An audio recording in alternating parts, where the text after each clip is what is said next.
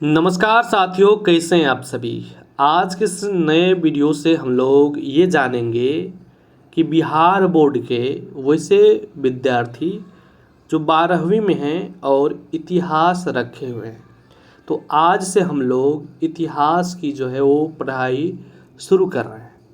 मतलब ये पहला कक्षा होने जा रहे हैं जिसमें हम आप सभी को इतिहास के जो है वो सिलेबस के बारे में बताएंगे कि आखिर इतिहास में क्या क्या आपको पढ़ना है, इनका क्या जो है वो सिलेबस है, इसमें इनका एग्ज़ाम पैटर्न क्या है, कौन सी किताब पढ़नी चाहिए आपको। साथ में इतिहास के बारे में हम जो है थोड़ी सी चीज़ें भी जानेंगे जिससे आगे की जो भी कक्षाएं होगी उसमें आपको जो है आसानी से समझ में आएंगे। ठीक है, तो चलिए हम समझते हैं कि आखिर इतिहास में आपको क्या क्या पढ़ना है।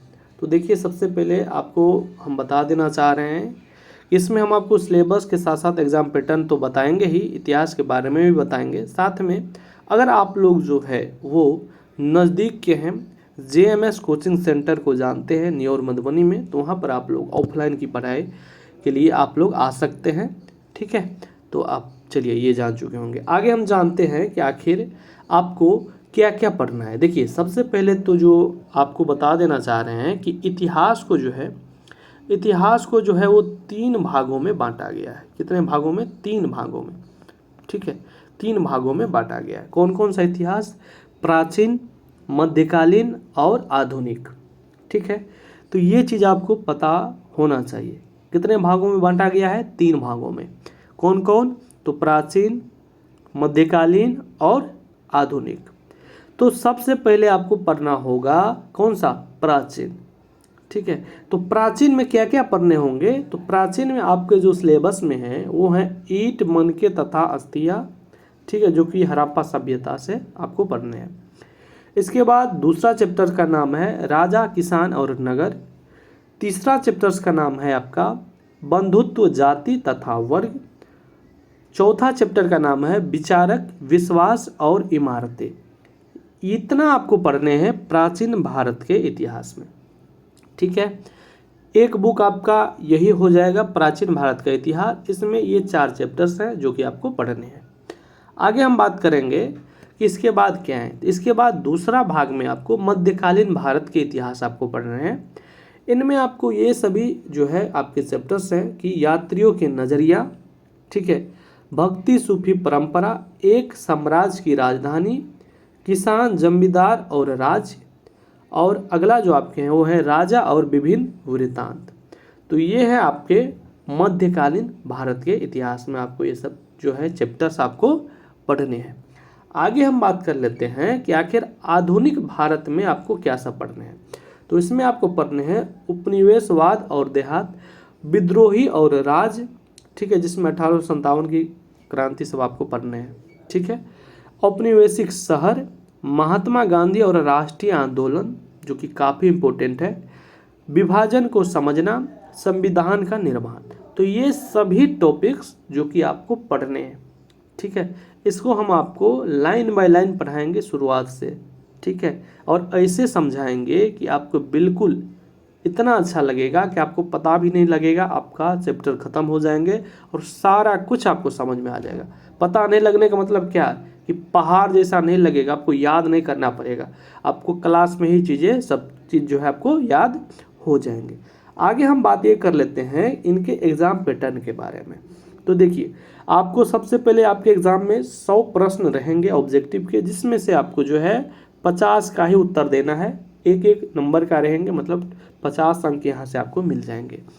इसके बाद जो आपके लघु उत्तरीय में शॉर्ट टाइप क्वेश्चंस में 30 क्वेश्चन रहेंगे, जिसमें आपको 15 का ही उत्तर देना है और यहाँ से आपको 30 नंबर मिल जाएंगे, यानी कि 15 दूनी 30।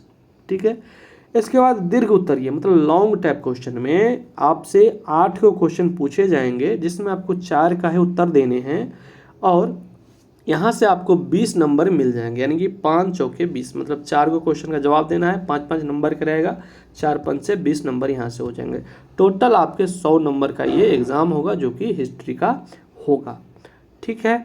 अब हम बात कर लेते हैं आगे थोड़ी सी जानकारी, जैसे कि हमने आपको बताए थे कि इतिहास के बारे में थोड़ा सा जानकारी आपको हम बताएंगे, जो कि जानना ही चाहिए आपको, क्योंकि जब आगे हम क्लासेज स्टार्ट करेंगे तो वहाँ पर आपको चैप्टर से स्टार्ट करेंगे, तो थोड़ी सी चीज़ें यहाँ पर जान लीजिए। जैसे कि इतिहास क्या है, तो इतिहास का अर्थ क्या होता है? तो इतिहास का अर्थ होता है कि ऐसा निश्चित रूप से हुआ है, मतलब कोई भी घटना हुआ है, मतलब अतीत में घटी हुई घटना को ही जो है और उसी के बारे में अध्ययन करते हैं, उसी को जो है हम लोग क्या कहते हैं? इतिहास कहते हैं। मतलब अतीत की महत्वपूर्ण घटनाओं का क्रमिक और व्यवस्थित विवरण ही जो है वो इतिहास कहलाता है। ठीक है। आगे हम जान लेते हैं कि आखिर इतिहास के पिता किसे कहते हैं। तो इतिहास के पिता जो है यूनानी इतिहासकार हेरोडोटस को इतिहास का पिता कहा जाता है। उनकी प्रसिद्ध पुस्तक क्या है? तो हिस्टोरिका है। क्या है? तो हिस्टोरिका है। ठीक है। इतना तो सबसे ज़्यादा इम्पोर्टेंट है आप लोगों के लिए। ठीक है। इसके बाद हम लोग पढ़ेंगे पुरातात्विक स्रोत में ये सब चीज़ें मिले हैं। ठीक है। साहित्यिक स्रोत, विदेशी विवरण, ये सब चीज़ें हम जो है आगे बात करेंगे। यहाँ से हम लोग शुरुआत करेंगे कहाँ से? तो पाषाण काल से। ठीक है। पाषाण काल भी पढ़ेंगे, मध्य पाषाण काल भी पढ़ेंगे, नव पाषाण काल भी पढ़ेंगे। ये सभी टॉपिक्स जो है हम आपको आगे पढ़ाएंगे जब चैप्टर जो है स्टार्ट होंगे। और हड़प्पा सभ्यता से चीज़ों को हम लोग जो है वो शुरुआत करेंगे। ठीक ना। हड़प्पा सभ्यता ही आपका जो है पहला टॉपिक है, तो उसको हम बढ़िया से डील करेंगे। ठीक है। जो कि किसने इनका खोज किया था? तो किसने किया था? दयाराम साहनी ने। ठीक है। दयाराम साहनी ने जो है वो हड़प्पा की खोज की थी। ठीक है। हम लोग शुरुआत से चीज़ों को समझेंगे कि आखिर ईसा पूर्व क्या होता है, ईस्वी क्या होती है, इस सब के बारे में भी हम जो है पहली क्लास में है, पहले हम आपको ये सब चीज़ें बता देंगे। क्योंकि जैसे हम बोलेंगे इतना ईसा पूर्व, तो आप बोलिएगा क्या होता है। देखिए यहाँ पर आप लोगों को समझ में इसलिए नहीं आएगा, देखिए हम आपको पहला क्लास में समझाएंगे। जैसे कि यहाँ पर देखिए इनका जो समय था वो 2500 ईसा पूर्व से 1750 ईसा पूर्व था। तो आप लोग बोलिएगा कि सर ये 2500 से 1750 हो गया, मतलब घट नहीं रहा है, आप लोग सो बोलिएगा। लेकिन यहाँ पर कुछ तरीके हैं जो कि हम आपको बताएंगे। ठीक ना।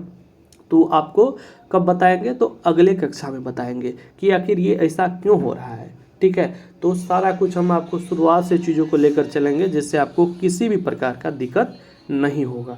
ठीक है। उम्मीद कर रहे हैं आपको अभी जो है बस इतना आपको समझना है कि आपको क्या क्या पढ़ना है, क्या क्या आपका सिलेबस है, बस इतना चीज़ अभी आप लोग समझ जाइए। और यही अभी हमारा मेन मकसद था, आपको बताना कि क्या क्या आपको पढ़ना है। ठीक है। उम्मीद कर रहे हैं आपको वीडियो पसंद आए होंगे। अगले कक्षा में हम फिर से मिलेंगे, तब तक के लिए धन्यवाद।